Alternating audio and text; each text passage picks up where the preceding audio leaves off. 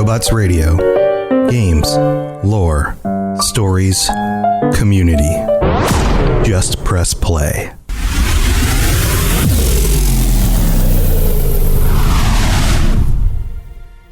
Welcome to the Fallout Lorecast, the podcast that explores the boundaries of our knowledge about the world of Fallout.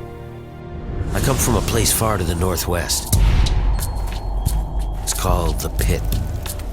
My people, some of the only survivors, are slaves. Nearly everyone who lives there is either sick, dying, worse. But the bastards who have my people, they found a way to cure it. See that fella up there? You'll be seeing lots of those. So we get the cure. With it, we turn the tables on them.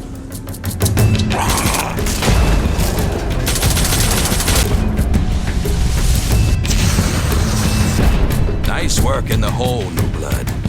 Knew you couldn't be one of our normal workers. Who are you? And what are you doing in my city?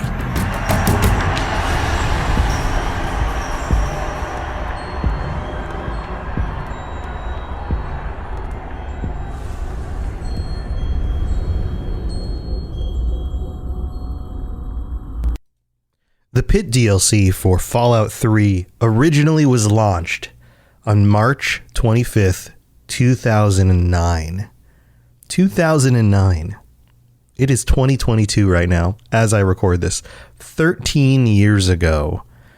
The distance between the release of the Pit DLC expansion for Fallout 76, which comes out today, as I record this, and the original expansion to the Pit is a longer time frame than the distance between Fallout 3 coming out and Fallout 1.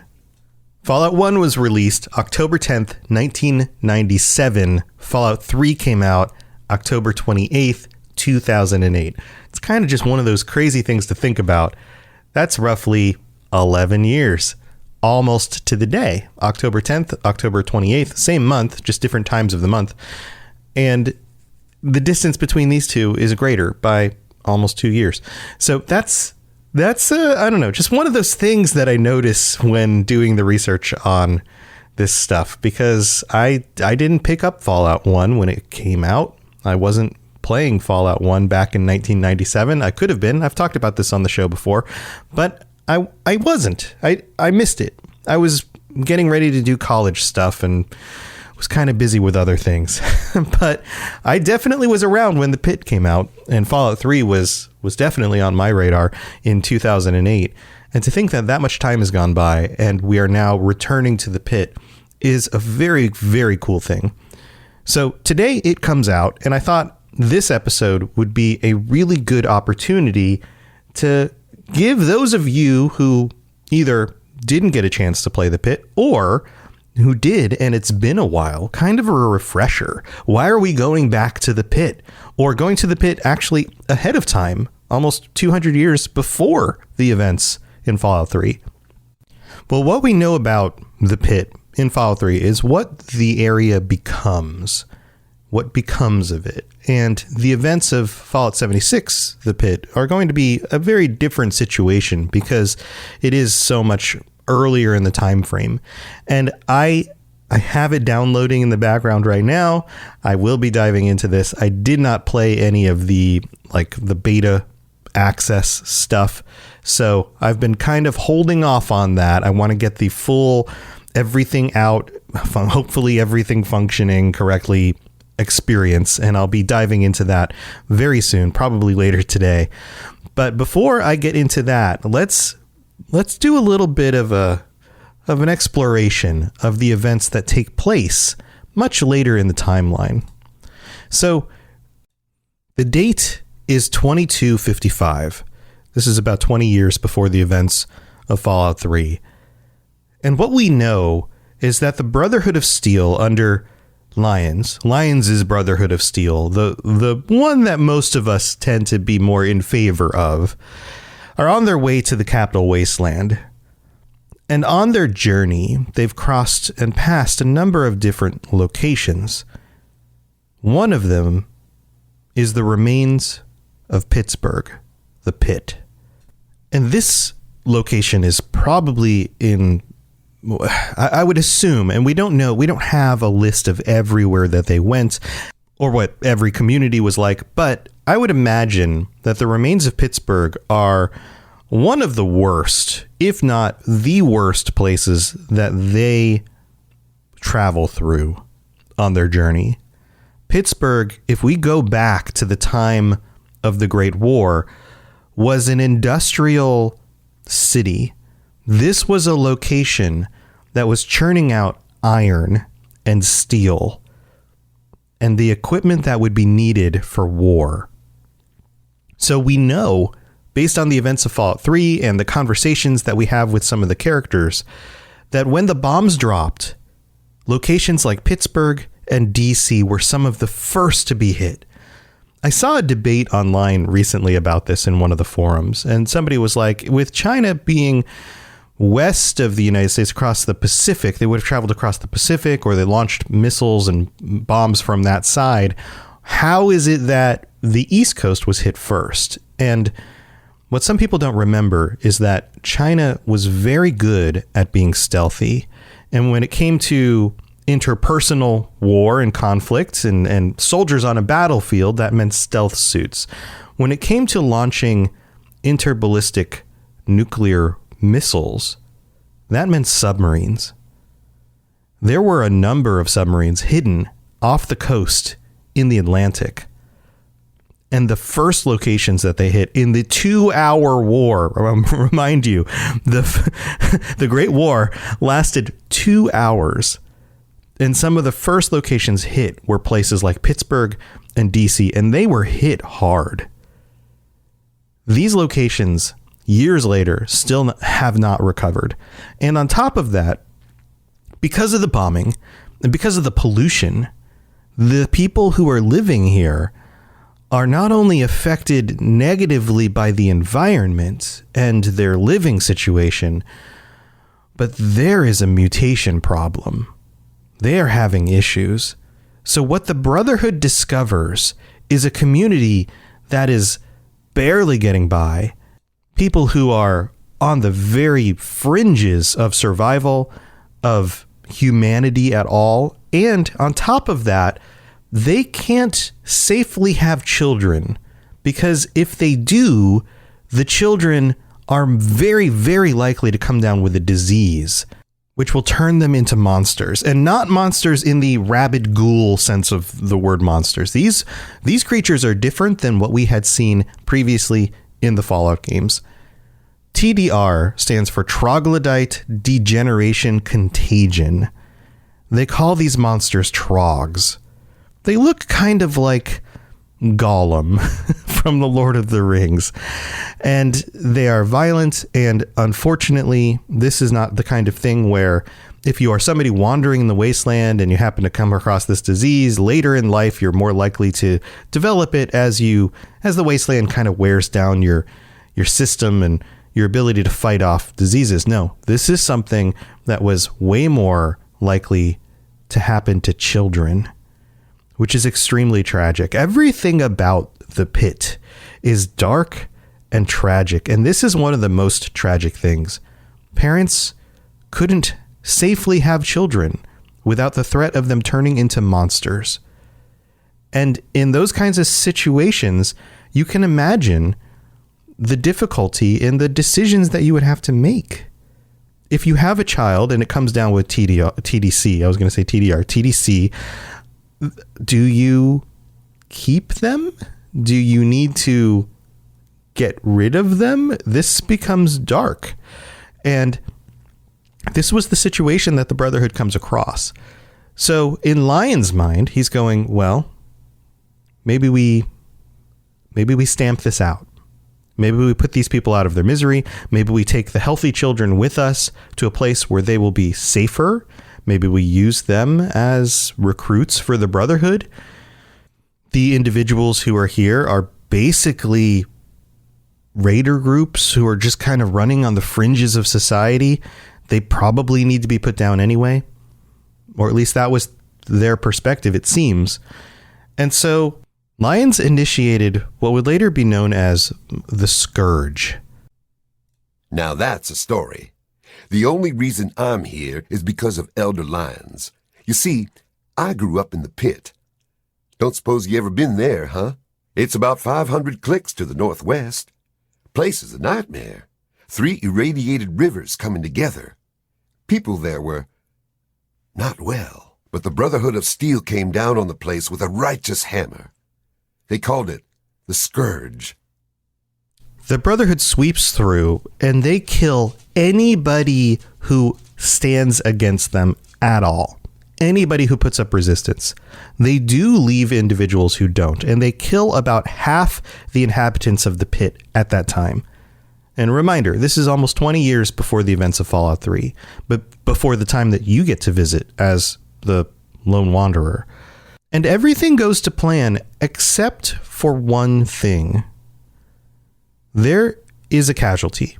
The Brotherhood, with their advanced technology, their power armor, and the fact that they swept in, basically taking out individuals who were unaware that they were even attacking, put them in an advantageous position when it came to the tactics of the situation.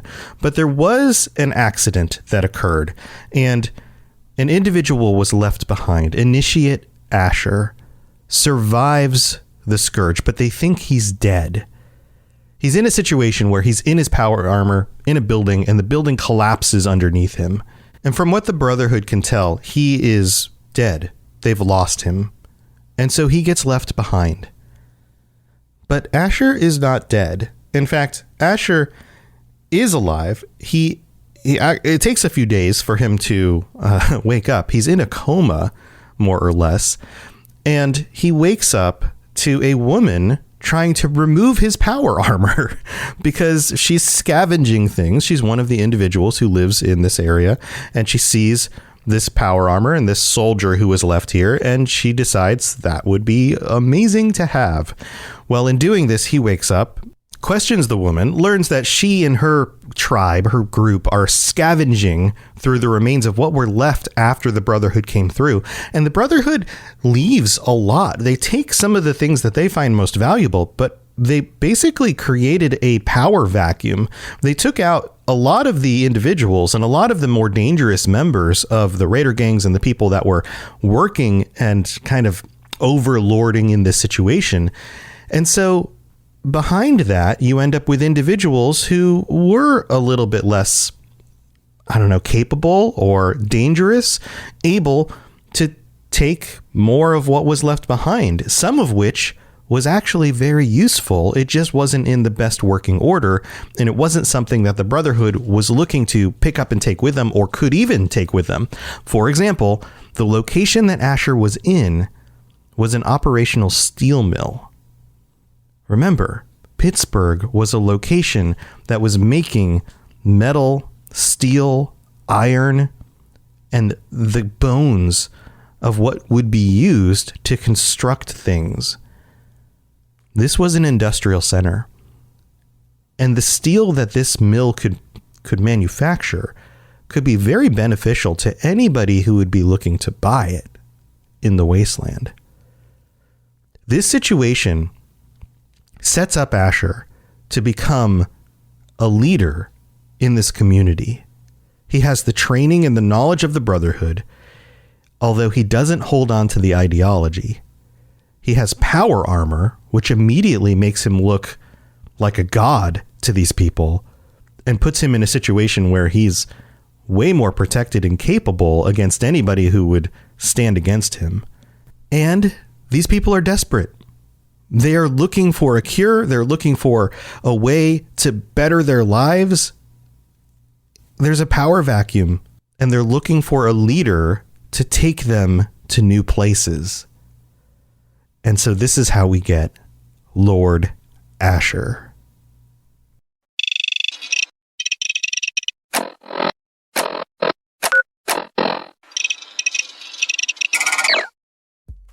It's time for that spring reset. I'm taking a look at everything in my closet and figuring out that, oh no, this absolutely needs to go. And it's about time I replace things so that my clothes aren't older than my 15-year-old. Now you might think that they lasted that long because they were well made, but no, they're in terrible condition. Unlike the new jeans I just got from Quince. Jeans have always been my personal go-to because you can kind of wear them for lots of different things, but maybe they're not your thing. Maybe you're looking for, 100% European linen with insanely soft flow knit activewear fabric. It's definitely getting warmer, and their flow knit activewear is moisture wicking, anti-odor, and soft enough that you'll actually want to wear it every day.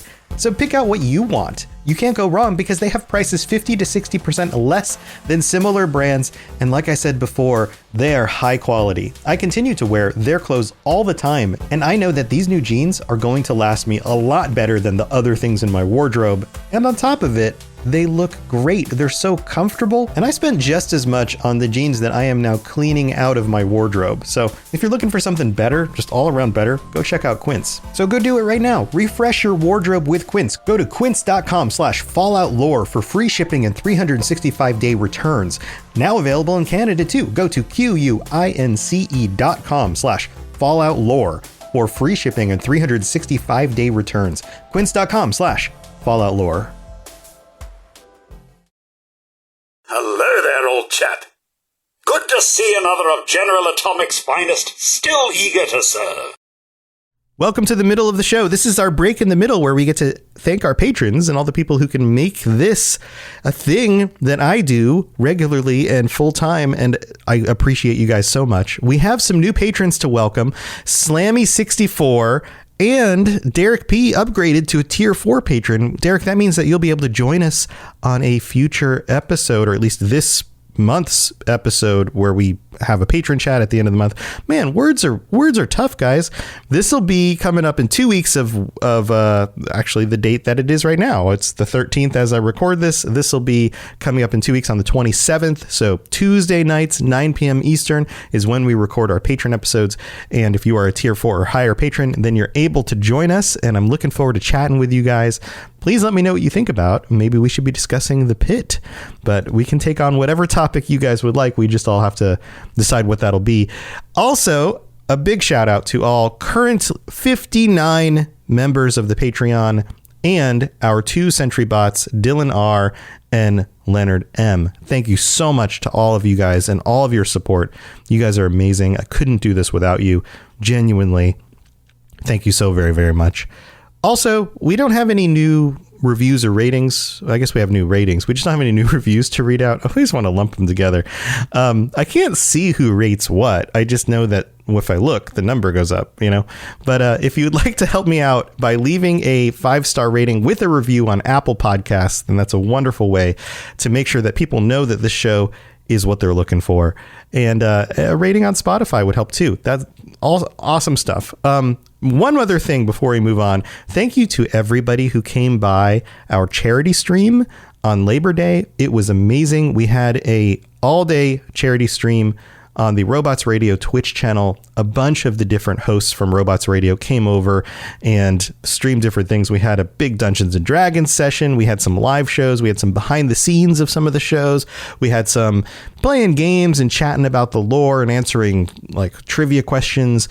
It was so much fun. We raised $712.50 for St. Jude for kids in medical need. And is that the way to say that? Medical need? Kids with medical needs. Maybe that's the best way to say it. But we did that because of you guys. And so thank you so very much. And thank you to all of the hosts that joined me as well. It was a big success. We were shooting for 500. We got way more than that. And this is going to be something that we do again next year. Hopefully it continues to grow. And maybe we'll do something similar like this in another 6 months or so. So stay tuned. It's going to be awesome. But thank you again to everybody. We really do appreciate your support and being there and blowing us past our goal. That was amazing. All right, I won't keep you any longer. Let's move on with the rest of the show. If you have any questions about Nuka World, I'd be delighted to answer them. What the hell was that? Expedition Squad Delta, report. Over. Squad Delta, what's going on out there? Come on. This isn't funny. I know you can hear me.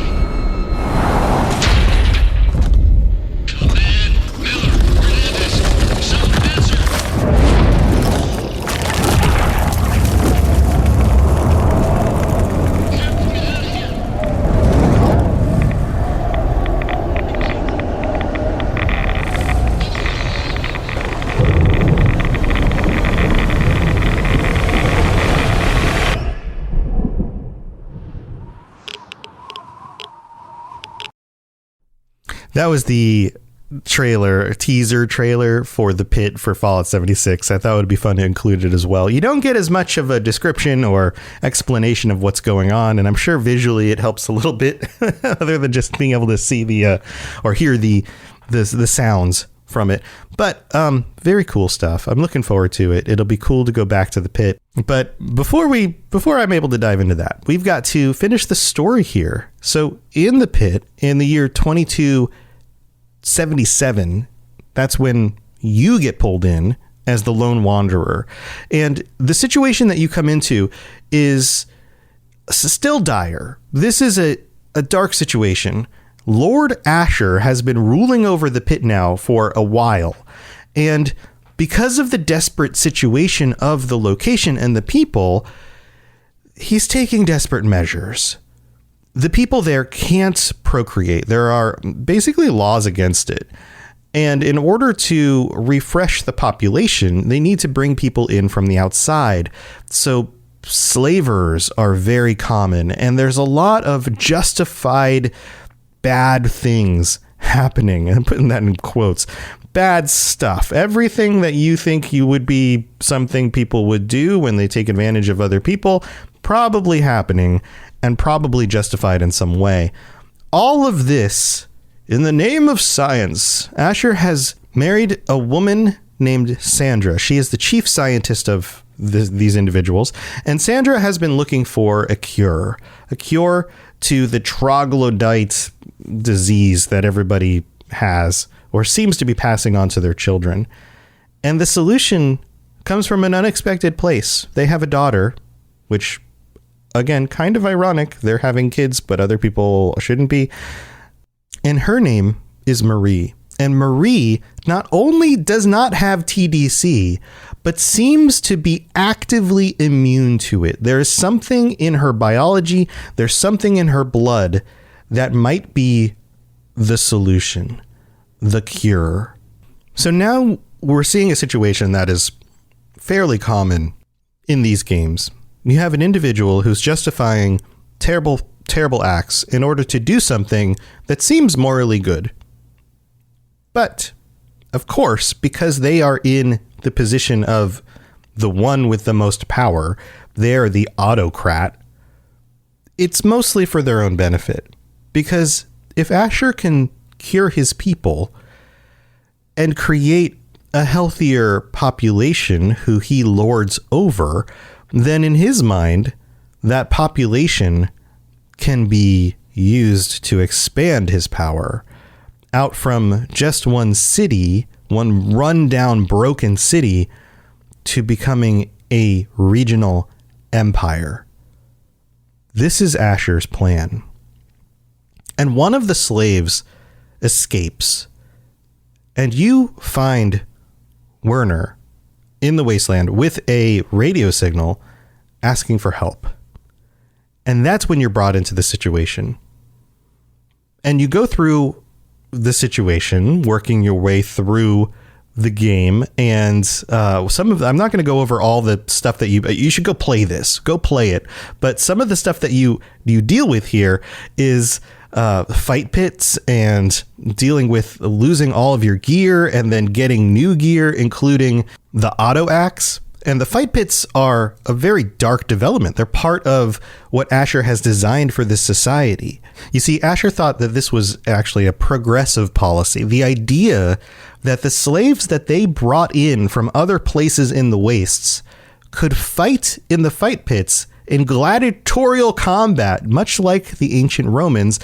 Where have we heard this concept of using ancient Roman logic and reasoning before, and cultural stuff? I wonder if I just did an episode on that.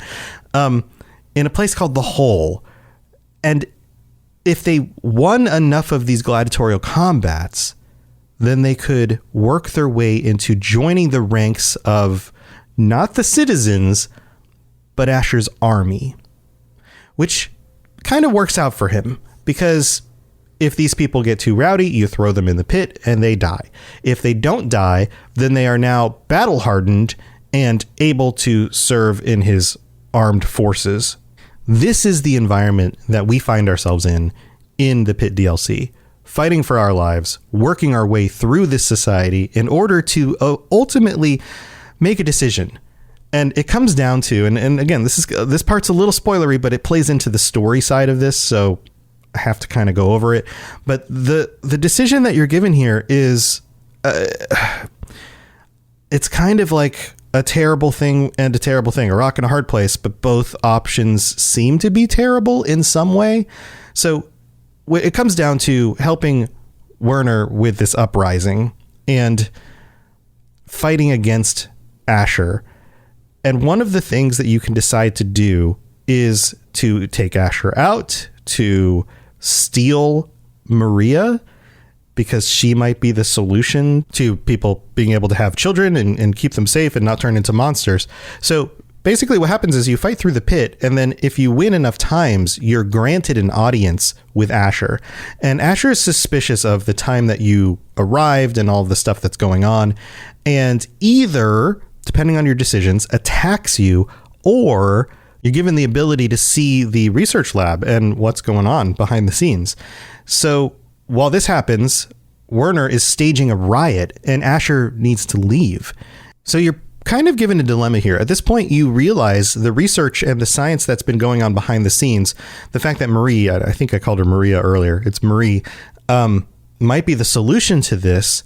And you get to choose what you're going to do. Do you let Asher keep on working on a solution because it seems like they're coming along with something? Do you leave Marie there and go help put down the riots that Werner started? Or do you still push back against Asher because he seems like a maniacal autocrat, and steal Marie? So I put in quotes earlier, bad things or whatever I was talking about before. But yes, that includes the fact that in this DLC, you can steal children.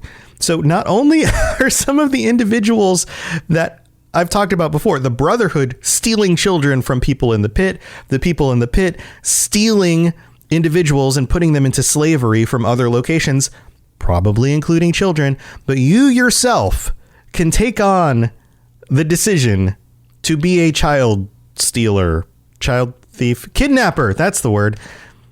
This DLC has everything. If you've decided that you want to do terrible stuff, this is the one to play. So in stealing and kidnapping Marie and taking Marie to Werner's hideout, where if you decide to do that, of course, Werner and his group can potentially study Marie in order to solve things. But you also find out the rest of Werner's plan. And the plan is to let the Trogs massacre the pit raiders who survived the riot by turning off the lights. There's ways of keeping the Trogs in certain locations. And in order to do that, you would shut down the power plant running the floodlights.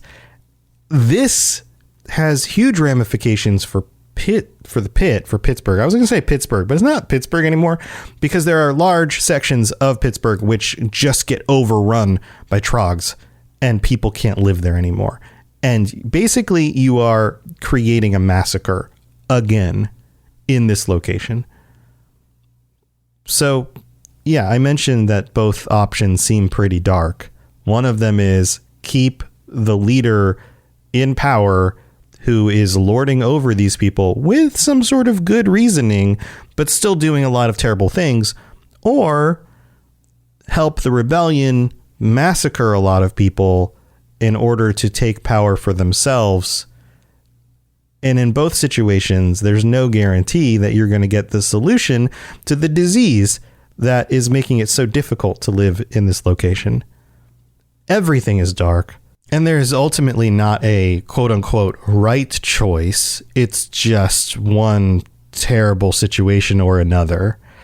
And I think, thinking back to when this came out, I remember this being released. I remember listening to podcasts 13 years ago because I was driving in my car a lot, and they helped me with my commute to work or when I had to go to a customer or whatever.